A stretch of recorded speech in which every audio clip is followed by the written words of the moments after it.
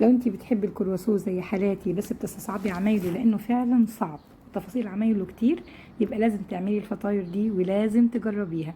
هي مش كرواسون خالص، ولكن طعمها وانتي بتاكليها كأنك بتاكلي كرواسون بالظبط. وطريقة عملها سهلة جدا زي ما هتشوفي معايا في الفيديو. هنعملها بعجينة عادية جدا. يلا بينا ندخل على الفيديو بتاعنا، بس يا ريت تتابعوا معايا للاخر وما تنسونيش في اللايك والشير والاشتراك في القناة. ويلا بينا مع بعض نشوف الفطاير الحلوة دي عملناها ازاي. في بولة المكسر هنزل بنص كوباية من اللبن الرايب او الحليب، بس نص كوباية ناقص معلقتين كبار من معالق الاكل العادية، واللبن الرايب يكون بحرارة المطبخ ما يكونش خارج من التلاجة. هنزل بيه في بولة المكسر، وعليهم كمان نفس الكمية من المية الدافية، يعني نص كوباية الا معلقتين كبار من معالق الاكل العادية مية دافية. ودي المعلقة اللي انا استخدمتها، يعني نص كوباية اخدت منها معلقتين بالمعلقة دي من الحليب ومن المية. هنزل عليهم كمان بتلت كوباية من السكر وربع كوباية من اي زيت نباتي عندك. عليهم كمان معلقة صغيرة من الخميرة الفورية. هنزل كمان عليهم ببيضتين هخفقهم الاول بشوكة، وهنزل بيهم على بقية المكونات، بس مش هنزل بيهم كلهم، هسيب شوية كده هدهن بيهم وش المخبوزات قبل ما ادخلها الفرن.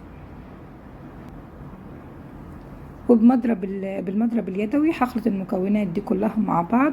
ولو انا الخميره بتاعتي مش مجرباها قبل كده ولسه جديد ومش متاكده من صلاحيتها، اسيب الخليط دوت على جنب كده لحد لما 10 دقايق كده ولا حاجه، لحد لما يكون كده طبقه سميكه على الوش واعرف ان الخميره بتاعتي شغاله. لكن لو انتي مجرباها زي كده هتنزلي بالدقيق على طول. دول 3 كوبايات ونص من الدقيق، من دقيق المخبوزات، او نص كيلو. هنزل عليه كمان بنص معلقه صغيره من الملح وهبتدي اعجن. طيب لو انا مش عندي دقيق مخبوزات وهستخدم دقيق متعدد الاستخدامات، هزود على الكميه دي حوالي معلقتين كده كبار من معالق الاكل العاديه من الدقيق، لحد لما قوام العجينه طبعا معايا يظبط. لان زي ما احنا عارفين الدقيق متعدد الاستخدامات مش بيمتص سوائل كتير زي الدقيق او دقيق المخبوزات. يعني دقيق المخبوزات بيبقى له عرق فبيمتص سوائل كتير. بنشغل المكسر بتاعنا وبنعجن حوالي 10 دقايق لحد لما تتكون عندي عجينه متماسكه زي ما انت شايفه كده. ولو هتعجني على ايديكي طبعا لازم تخدمي العجينه كويس جدا. وده قوام العجينه بتاعتي. العجينه طبعا لازقه في زي ما انتم شايفين في سلاح العجن، ولازقه كمان في بوله العجن. ببل ايدي كده بالزيت علشان العجينه ما تلزقش في ايديا، وببتدي بقى اخرج العجينه من سلاح المكسر وهبتدي انزل بيها على الكاونتر.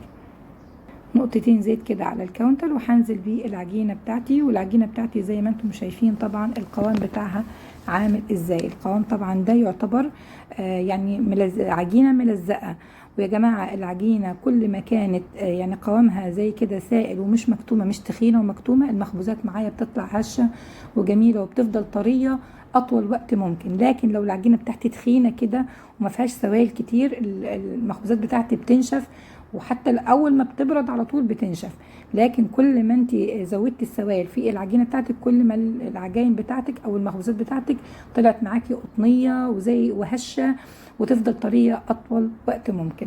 هاخد العجينه بتاعتي دي على بوله مدهونه بزيت، وهغطيها طبعا بكيس بلاستيك او ببلاستيك راب، وهغطيها بفوطه وهسيبها في مكان دافي لحد لما تخمر او حجمها يتضاعف. انا اخدت معايا ساعه بالظبط. وده طبعا عشان انا مش مستخدمه كميه خميره كبيره يا جماعه. لو تلاحظوا انا مستخدمه معلقه صغيره بس للنص كيلو دقيق. انا ما بحبش ريحه الخميره في المخبوزات، وبحب المخبوزات بتاعتي تختمر وتاخد وقتها في الاختمار علشان يعني تكون عرق كده وتبقى المخبوزات بتاعتي طريه وشديده.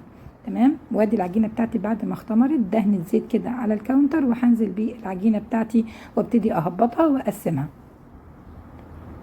شايفين العجينه طبعا في منتهى الجمال وطريه جدا جدا يا جماعه وحلوه جدا. شايفين شبه الاسفنج والله.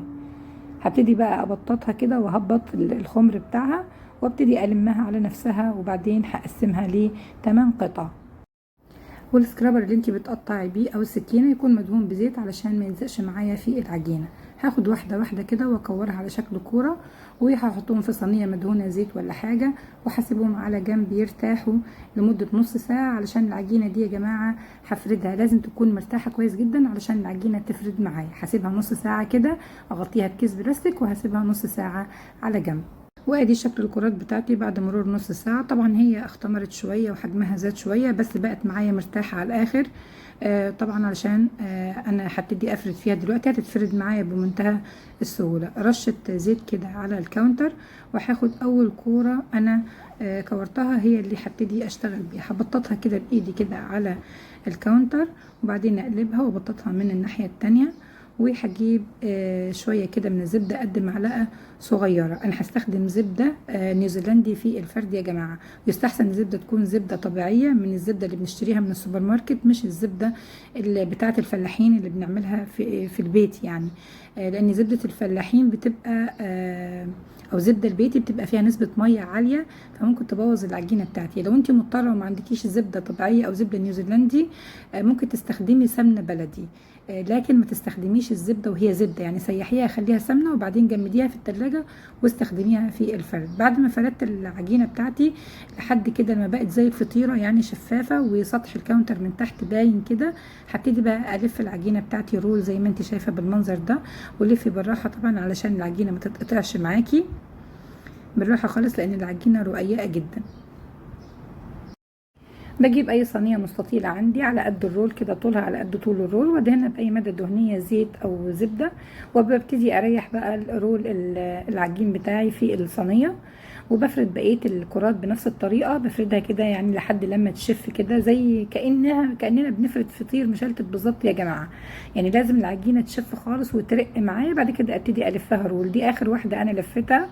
هبتدي بقى احطها جنب اخواتها السبعه التانيين، اريحها كده. وهنبتدي نشكل الفطاير بتاعتنا، وهنبدا باول واحده احنا لفيناها رول.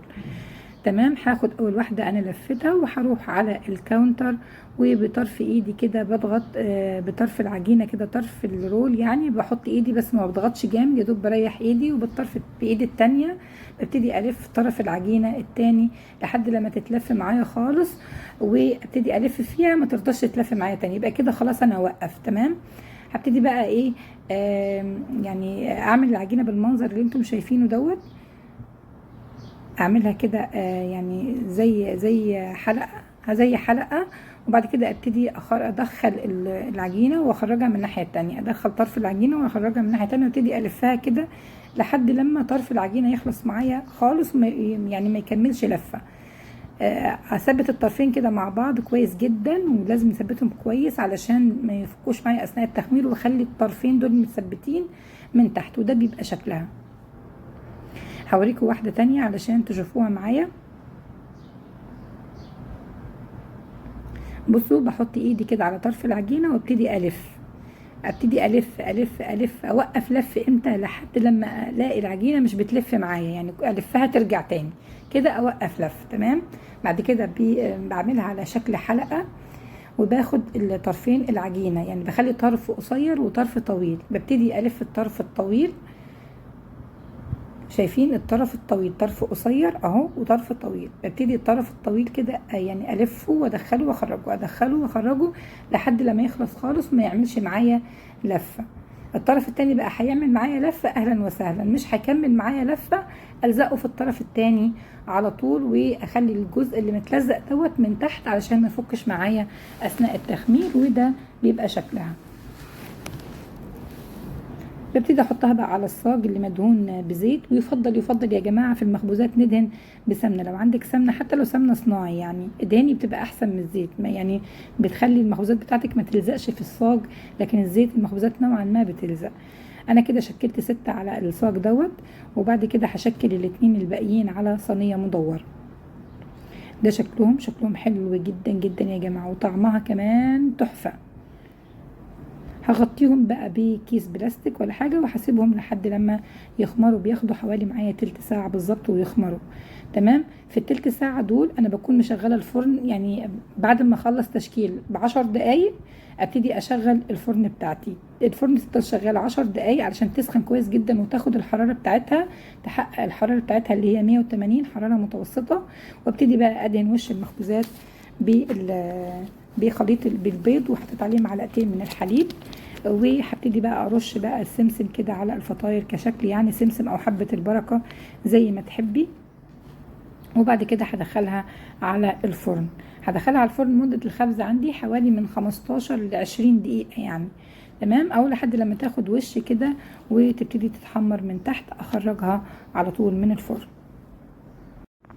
ده شكل الفطاير بتاعتي بعد ما خرجت من الفرن، شكلها تحفة تحفة يا جماعة، زي ما انتم شايفين بقى الجمال يعني، جميلة جدا جدا.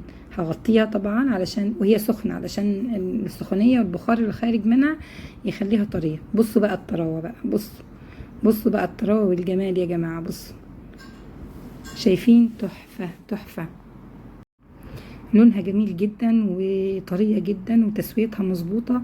وانا يعني مش قادرة اقول يعني على الطعم، طبعا انتوا لو جربتوا الطعم طبعا هتحكموا وهتعرفوا قد ايه الفطاير دي يعني جميلة جدا، ويعني على طول هتعتمدوها عندكم في البيت كوصفة يعني، انا متأكدة. يا رب الفيديو بتاعي يكون عجبكم. ما تنسوش بقى الفيديو لو عجبكم تدعموني بلايك وشير للفيديو واشتراك في القناة، وكمان كومنت صغير تدعموني فيه كده وتشجعوني علشان استمر، واشوفكم في فيديو جديد قريب، وباي باي.